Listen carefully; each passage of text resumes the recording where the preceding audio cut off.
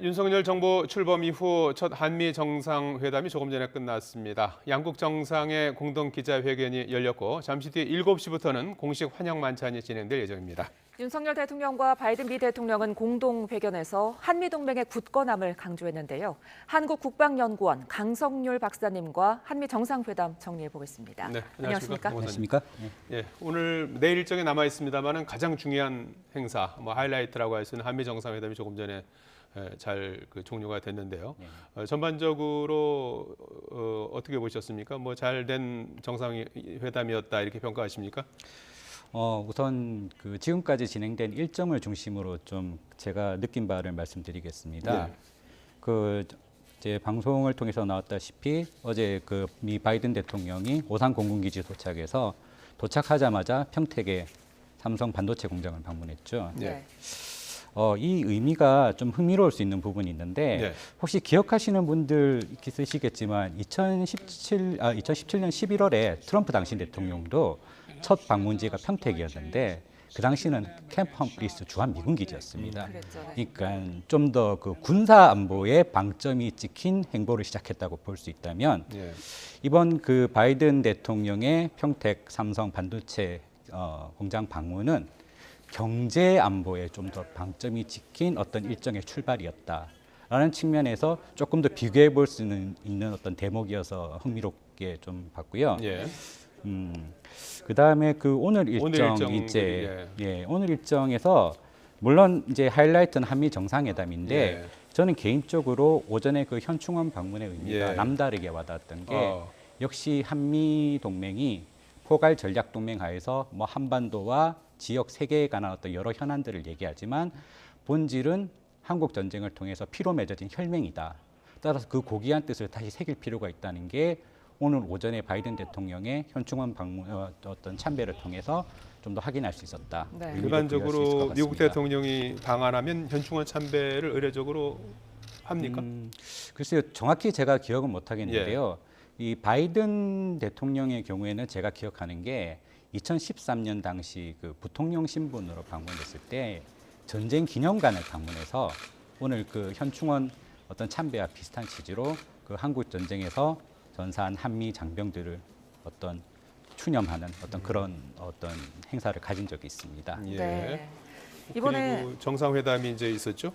예, 정상회담은 조금 더 이제 자세한 얘기들이 나오겠지만 간단히 얘기하면은 한미가 이제 한미 포괄적 전략 동맹의 강화라는 어떤 공동의 정신을 여러 가지 맥락에서 확인했다라는 점에서 의미를 어떤 부여할 수 있을 것 같고요. 이번 이제 공동성명과 공동성명의 내용 그리고 발표를 통해서도 그런 점이 잘 확인됐다라고 평가할 수 있겠습니다. 네. 윤석열 정부 출범 이후 열 하루 만에 열린 정상회담인데요. 그만큼 어떻게 이번에 좀 심도 깊은 준비가 가능했겠느냐는 우려도 사실 있었거든요.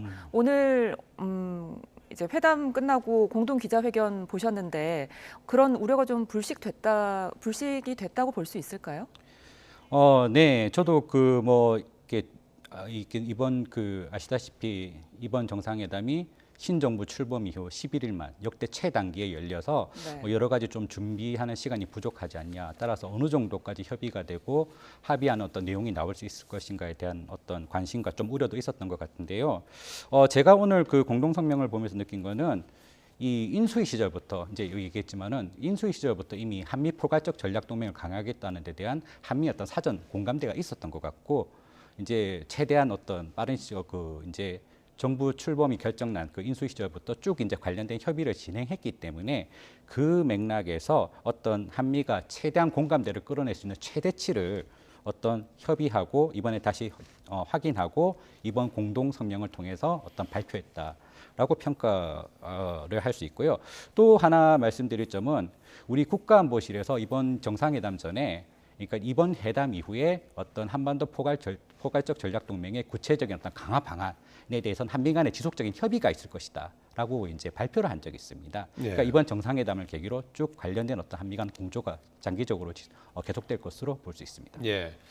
자, 그러면은 한미 정상회담의 성과에 대해서 좀 짚어보도록 하겠습니다. 앞서서 저희 취재 기자도 언급했습니다만은 크게 보면 이제 세 가지 이슈를 다뤘어요. 한반도 문제, 경제 안보, 글로벌 이슈. 네네. 이렇게 크게 세 가지로 보면은 우선 가장 중요한 것이 이제 뭐 대통령실도 그렇게 언급을 했어요. 북한 문제가 최우선 의제가 될 것이다. 이런 입장을 앞서서 밝혔는데 바이든 대통령의 방한 기간에 또 북한의 무력 도발이 있을 것이다. 이제 이런 예측까지 나오기도 했습니다만은 북핵과 북한 문제에 대해서는 어떤 언급이 있었습니까? 네, 그렇죠. 사실 이번 그 한미 정상회담을 앞두고 우리 한미 당국에서도 북한의 어떤 도발 가능성에 대해서 어떤 경계하는 이런 어떤 메시지를 낸 바 있고 거기에 대해서 충분히 대응 준비가 되어 있다라는 어떤 그런 공동의 메시지를 또 낸 바가 있습니다. 또 한미 국방장관 간의 어떤 전화 통화를 통해서 이런 부분을 확인한 바가 있고요. 역시 이제 그 한미 포괄적 전략 동맹의 핵심이 한반도의 안보, 또 평화를 위한 한미 동맹의 공조고 그 핵심이 이제 북핵 문제, 북한 문제를 어떻게 대응할 것인가라는 점인데 이번 그 회담에서는 이제 많이 좀 보도를 통해서 나왔지만은 확장 억제 전략 협의체 ADS-CG가 사실 2016년에 합의에서 출범 이후 2018년에 이제 그 북미 간 비핵화 협상과 한반도 평화 프로세스 국면에서 이 가동이 중단됐거든요. 그걸 다시 이제 재가동하겠다라는 점을 확인한 게 어떤 가장 눈에 띄는 대목이라고 할 수 있고 또 한미 어떤 연합 전력의 준비 태세를 강화하겠다라는 이런 방향성. 또 한 가지 이 부분이 흥미로운데 그 미국의 전략자산 전개에 관해서 이런 문구가 있습니다. 즉 시의적절하고 조율된 방식으로 전개하는 데 대해서 이제 한미가 합의했다라는 부분인데 참 의미심장하면서도 좀 일반적인 원칙을 제기한 것 같아요. 그러니까 이 부분에 관해서는 좀 한미 간의 어떤 추가적인 협의가 좀 더 진행되지 않을까라는 생각을 하게 되고요. 마지막으로 북한 문제에 대해서도 어떤 비핵화 협상의 어떤 원칙은 견지하고 또한 이제 대북 인도적 지원에 대해서 언제든지 문이 열려 있다 이런 방향성을 천명했다는 점도 주목할 만한 부분이라고 생각합니다. 네, 북한 문제뿐 아니라 미중 갈등, 미중 패권 경쟁 속에서 중국과의 관계도 사실 요즘 관심 있지 않습니까? 정상회담 열리기 전부터 중국이 불만을 제기한 것도 있었는데요.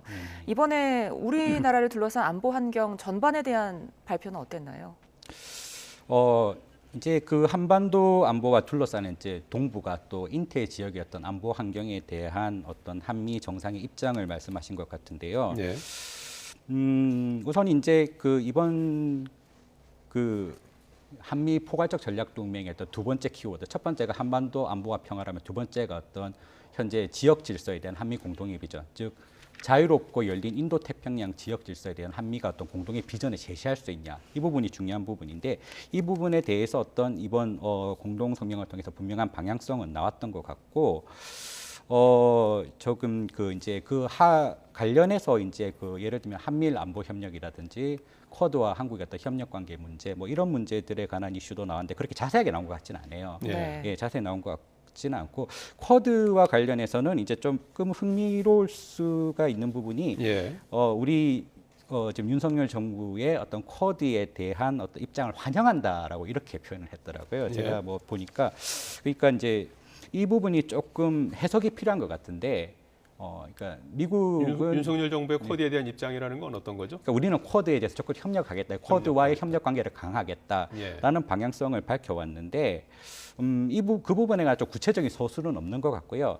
다만 이제 환영한다라고 얘기한 게 아무래도 쿼드와 관련해서 지금 최근에 우크라이나 전쟁에서 좀 공조가 흔들리는 모습이 있거든요. 특히 인도와 관련해서 이런 부분이 있다 보니까는 쿼드 자체에 관해서도 미국에서 조금 더 좀 내부적인 정리를 해야 될 필요가 있다. 그래서 좀 쿼드의 확장이라든지 이런 문제는 조금 신중하게 접근하는 게 아닌가라는 그런 어떤 좀 뜻도 비치는 것 같고, 물론 우리 정부도 그걸 충분히 감안하고 있습니다. 그렇기 때문에 쿼드에 대한 참여라기보다는 쿼드와 협력을 강화하겠다라는 이런 방향으로 가고 있거든요. 이런 것도 이제 어떤 이런 이번 공동성명을 통해서 확인할 수 있는 내용이라고 생각합니다.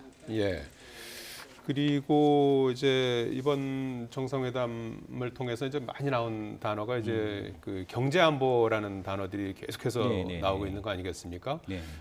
경제 문제도 사실 그 핵심적인 논의 사항이고 바이든 대통령의 첫 출발지도 이제 삼성 반도체 공장 아니겠습니까? 이와 관련해서는 어떤 언급이 있었습니까? 우선 이제 그 경제와 경제 안보를 조금 분리할 필요는 있을 것 같은데요. 그러니까 우리가 이번 그 이번 그 정상회담의 의의를 본다면은 우리 이제 그 정부에서도 이미 밝혔지만 한미 상호 방위 조약 1953년에 한미 상호 방위 조약을 통해서 출범한 어떤 군사 안보 동맹인 한미 동맹이 FTA 체결을 통해서 경제 동맹으로 그 영역 외연을 확장했고 이번 정상회담을 통해서는 기술 동맹으로 더 확장하겠다라는 이런 방향을 얘기했거든요. 네. 그러면 그 FTA는 분명히 경제 동맹의 성격을 지니는 거죠.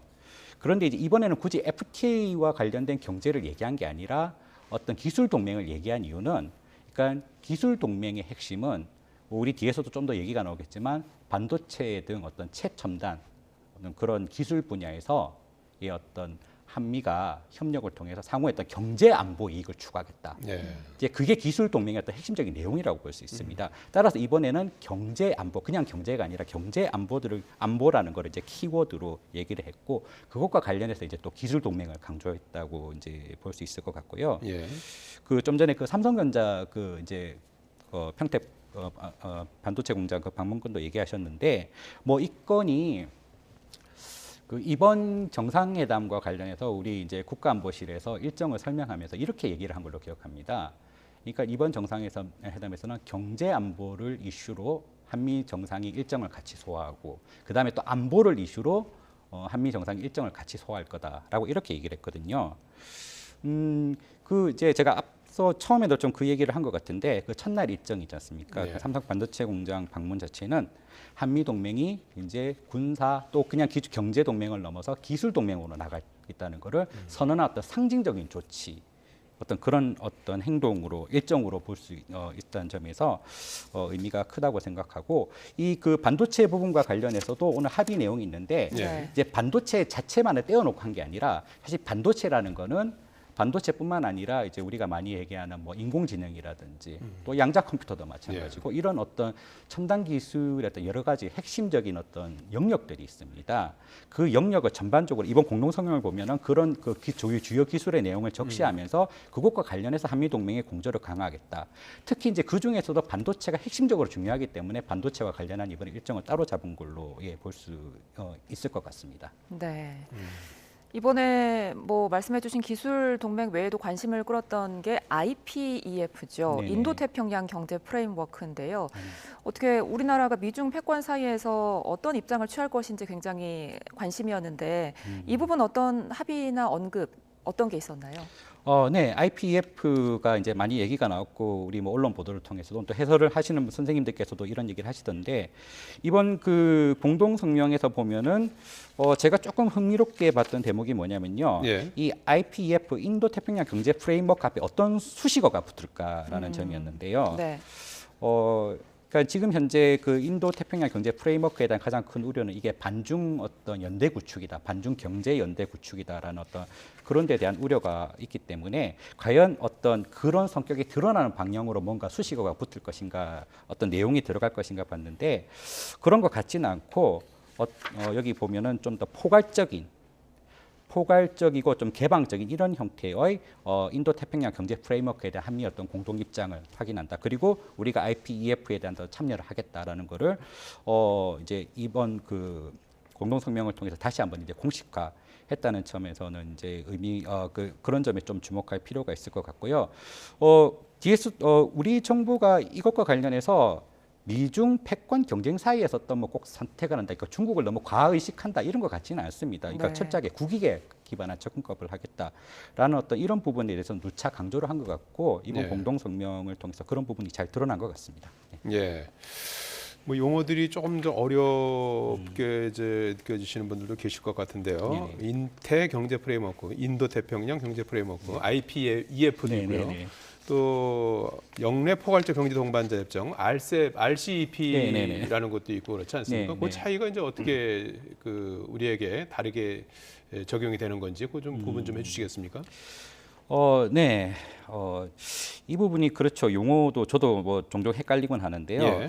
우선 이렇게 볼 수 있을 것 같습니다. 우리가 이제 TPP라고 얘기하는 환태평양 이제 경제 동반자 협정이 사실은 이제 미국이 주도로 이걸 이제 끌고 왔다가 이제 기억하시겠지만 2017년 1월에 트럼프 대통령이 미국 우선주의 어떤 논리에 따라서 예. 이 TPP를 탈퇴를 했거든요. 탈퇴를 했는데 이제 결국은 이 TPP라는 거는 FTA를 다자적으로 하겠다는 겁니다. 그러니까 자유무역 협정을 좀 더 다자적인 어떤 형태로 하겠다는 게 TPP고 거기에 대항해서 중국이 추진하는 영내포괄적 경제동반자 협정, 뭐 RCEP이라고 불리죠. 이것도 역시 중국식의 어떤 다자적 FTA에 대한 어떤 버전이라고 어떤 구상이라고 볼 수 있을 것 같습니다. 그런데 지금 저희가 얘기하는 IPEF는 조금 성격이 다른데요. 이제 이 조금 뭐 배경 설명을 드리자면 그 이제 바이든 행정부가 출범한 이후에 어떤 그 기존의 그 TPP 탈퇴하고 맞물려 가지고 또 이제 TPP 탈퇴 이후에 그 잔류 국가들이 이제 창설한 그 CPTPP라고 이제 포괄적 점진적인 이제 어떤 그 이제 TPP의 그런 우리가 지금 가입하려고 하는 이 가입은 올해 초에 결정했습니다. 근데 올해 초에 이제 그 가입을 결정했는데 그것도 역시 이제 어떤 다자 FTA라고 할 수 있죠. 다만 이제 바이든 행정부도 일정 부분 국제 경제에서 좀 미국 우선주의 논리로 분명히 견제하고 있습니다. 이제 중산층을 위한 외교 정책을 하겠다는 게 그 대표적인 논리인데 그렇기 때문에 선뜻 어떤 다자적 FTA를 좀 주도적으로 창설하기는 어려운 국내 정치적 환경에 있거든요. 그러니까 그걸 고려해서 이 IPEF는 어떤 FTA와는 분명히 좀 성격이 다른 방향. 물론 그 구체적인 내용은 좀 더 이제 나와봐야 되겠지만은 성격은 분명히 다르고 현재까지 나온 여러 가지 얘기를 보면은 아까 기술 동맹과 관련해서도 얘기했지만은 반도체를 포함해서 어떤 첨단 기술 분야에서 미국이 주도하는 국제적 공급망을 구축하겠다는 게 아마 그 핵심 내용이 되지 않을까라고 생각합니다. 네, 말씀해주신 내용들로 오늘 한미 정상회담이 진행이 됐고요. 바이든 대통령 내일 이제 일본으로 떠나는데 그 마지막 일정으로 윤 대통령이랑 한국 우주작전본부를 방문한다고 하더라고요. 이게 어떤 의미가 있는 건가요? 네, 좀 큰 의미가 있죠. 그 앞서 제가 그 경제 안보 일정과 안보 일정을 양 정상이 소화하겠다라고 이제 소개를 드렸는데 20일의 일정이 경제 안보 일정이라면은 내일이죠. 22일의 일정은 안보를 주제로 한 양 정상의 공동 일정이라고 볼 수 있습니다. 즉 이 내일 방문하는 공군 작전사령부 오산이 이제 미군 기지 내에 있는데요. 이 공군 작전사령부 산하의 그 항공우주작전본부의 좀 성격을 이해할 필요가 있거든요. 즉 이 본부는 간단히 얘기하면 한반도 유사시에 어떤 전략사령부로서의 역할을 하는 그런 핵심적인 지휘부라고 할 수 있습니다. 따라서 이번에 그 바이든 대통령이 좀 말이 났지만 DMZ를 이제 방문하지 않았잖아요. 그것도 일종의 안보를 주제로 한 일정이라 할 수 있는데 그 대신 이제 양국 정상이 같이 그 항공우주작전본부를 방문하면서 어떤 한미 연합 전력의 대비 태세에 대해서 어떤 강화하고 이걸 좀 더 강조하는 그런 안보 일정을 소화했다는 점에서도 안보를 주제로 한 일정이다라는 측면의 의미를 부여할 수 있을 것 같습니다. 예, 지금까지 한국국방연구원 강성률 박사와 한미 정상회담 정리해봤습니다. 고맙습니다. 네, 감사합니다.